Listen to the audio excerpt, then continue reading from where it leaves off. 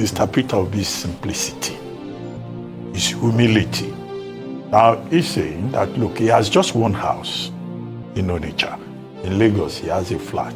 He stays in hotels in Abuja whenever he's there. Look, that the same cannot be said for many of these former governors.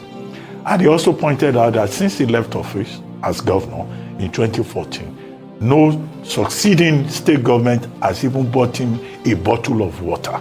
Well, if you compare that, I don't think he was saying that in the context of expectation. It was the subtext for me is the fact that many of these former governors, they collect all kinds of privileges from the states. They will take a house in their states, they will get a house in Abuja, their medicals and that of their families will be paid for by the state government. They will go on holiday at state expense. They just turn themselves into government children.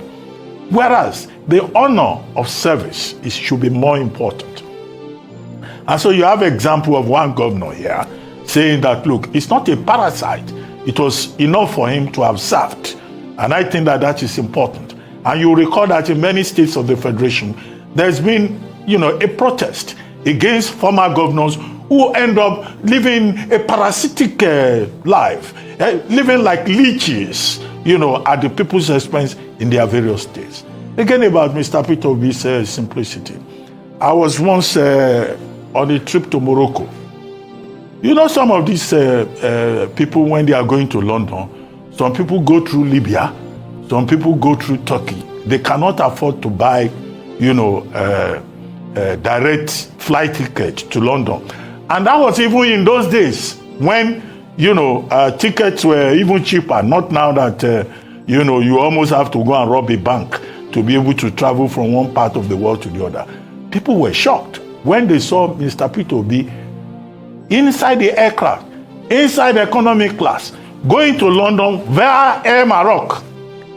In fact, the whole aircraft, just stood up and they started clapping for him. They couldn't believe that a man with his kind of background as a businessman, a former governor, would just, take the simple route to go to London. I've seen him on the streets of London before. You will see him carrying his own bag. He doesn't have an entourage. Maybe you will see him with one person, Valentine, who was my classmate at Lagos State University. That's the only person you will see with him. And he will be walking on the streets like everybody else. So the humility that he brings to the task, the simplicity that he brings to it, the humanism, his lack of pretense, I think is something to be said for him. And it came through in that interview. Second is the record of his performance as governor in Anambra State. Now, as governor in Anambra State, well, you can benchmark whatever he says about education, about government house, and all of that against, the people of Anambra. In the Anambra will have their own assessment of, what has happened, how each governor has performed. But one thing that could be said about him was that he was a very religious, leader also in Anambra, particularly with the Catholic Church, and how he made efforts to reach out to other constituencies, whether church or Muslims, and promote the ideals of religious unity. Number 3, standout point for me here was the point he was making about the state of the nation. Now, again, characteristically, he was talking about productivity. That is not enough for you to float currency, that you have to benchmark it with a lot of productivity. Well, he's been consistent in that regard. And then he says it's not about sharing money, that the state governments get more money and all of that. Well, all the things he said about the state of the nation, somebody will just say, okay, he's a leader of the opposition. What do you expect him to say?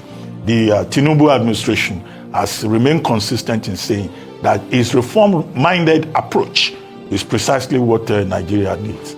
As for the crisis within the Labour Party, I don't think it's something that you can wish away.